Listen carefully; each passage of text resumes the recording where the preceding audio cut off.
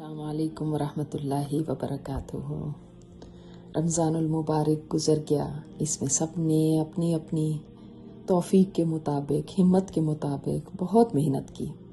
अल्लाह ताला सबकी मेहनतों को कबूल फ़रमाए और इसके असरात अल्लाह ताला बाकी ज़िंदगी में भी दिखाए हम सबको। इब्ने तैमिया फरमाया करते थे कि अगर देखना हो कि किसी की रमज़ान मुबारक की इबादत कबूल हुई है या नहीं, तो इसके रमज़ान के बाद वाले अमाल को देखो। अगर रमज़ान के बाद भी नेक अमाल पर उसी तरह इस्तकामत है जैसे रमज़ान में थी, तो समझ लो कि अल्लाह ताला ने उसकी रमज़ान में की जाने वाली बातों को, इताअतों को कबूल फरमा लिया, जिसकी वजह से उसे अब नेक अमाल करने की मज़ीद तौफीक मिल गई है। और जिसको देखो रमज़ान के बाद इसके अमाल में एकदम फ़र्क आ गया और वो राह हिदायत से भटक के फिर उसी रास्ते पर चला गया जिस पर वो रमज़ान से पहले था, तो समझ लो इसका शुमार भी उन्हीं लोगों में है जिनके मुतल्लिक आप सल्लल्लाहु अलैहि वसल्लम ने फरमाया, कितने ही रोज़ेदार ऐसे हैं जो सिवाय भूख और प्यास के कुछ भी नहीं पाते, और कितने ही रात में क़याम करने वाले ऐसे हैं जिनके नसीब में रत जगह के अलावा कुछ नहीं आता। तो अगर आप अपने जो इबादात हैं उनका जायज़ा लेना चाहते हैं तो इस तरह लीजिए। उलमा कहते हैं अगर हज, उम्रा, रोज़ा और दीगर इबादत अल्लाह ताला की बारगाह में कबूलियत का दर्जा पा ले तो इसकी निशानी ये है कि बंदा नेकी के बाद नेकी करता चला जाता है। तो अब कैसे इन नेक आमाल पे हम साबित कदम रहें, सवाल ये है। देखिए, इसके अंदर ये बात याद रखिए कि मिकदार अहम नहीं है कि क्वांटिटी कितनी हो। पहले मैं अगर 2 पारे पढ़ती थी हर दिन, 3 पारे पढ़ती थी, तो अब मैंने अब भी 3 ही पढ़ने हैं या अब मैंने कम से कम 2 ज़रूर पढ़ने हैं, ऐसे नहीं।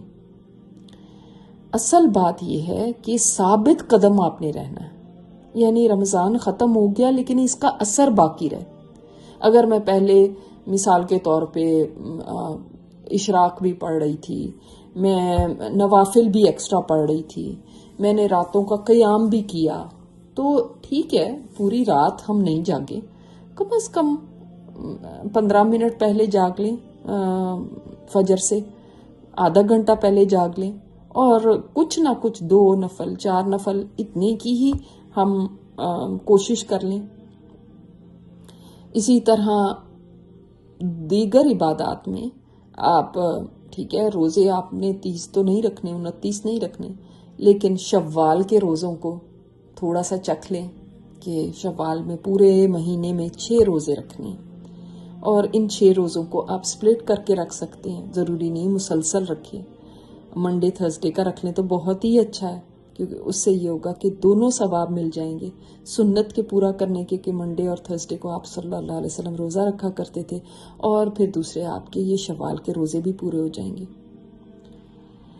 इसी तरह कुरान करीम है, ज़्यादा मिकदार में ना पढ़ें, बल्कि असल बात ये कि कुरान से जुड़े रहें और थोड़ी सी तिलावत से ही शुरू कर लीजिए, मगर बग़ैर नागे के। कोई दिन आपने स्किप नहीं करना, क्योंकि आप सल्लल्लाहु अलैहि वसल्लम ने फरमाया अल्लाह ताला के नज़दीक सबसे ज़्यादा पसंदीदा अमल वो है जो मुस्तकिल किया जाए, चाहे वो थोड़ा ही हो। तो अब हमने ख़त्म एक के बाद दूसरा ख़त्म ये नहीं करना। अब हमारा ये है कि हम बस तिलावत करते जाएं, इसको ना सोचें कि कब ख़त्म होगा और मैंने जी वैसा ख़त्म किया या नहीं किया जैसे रमज़ान में था, इसकी परेशानी ना रखें। बस ये ज़रूर करें कि बस पढ़ना ज़रूर है।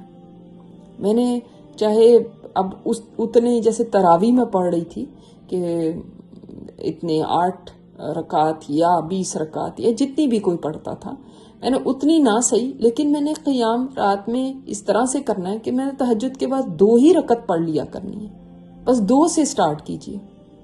तो इस तरह से ये होगा कि आपके रमज़ान के कुछ ना कुछ असरात बाकी रहेंगे। तो अल्हम्दुलिल्लाह अब ईद भी चली गई, अब रमज़ान भी चला गया, अब थोड़ा सा वापस आएँ अपनी उस روٹین کی طرف جس کو ہم نے رمضان میں بنایا تھا، اس کے تھوڑے تھوڑے ہر گلمپس ہماری زندگی میں ہر چیز میں نظر آنے چاہیے۔ اللہ تعالیٰ آپ کا حامی و ناصر ہو، اور اللہ تعالیٰ توفیق دے ہم سب کو، اور مدد فرمائے ہم سب کی نیکی کے کاموں میں۔ السلام علیکم ورحمۃ اللہ وبرکاتہ۔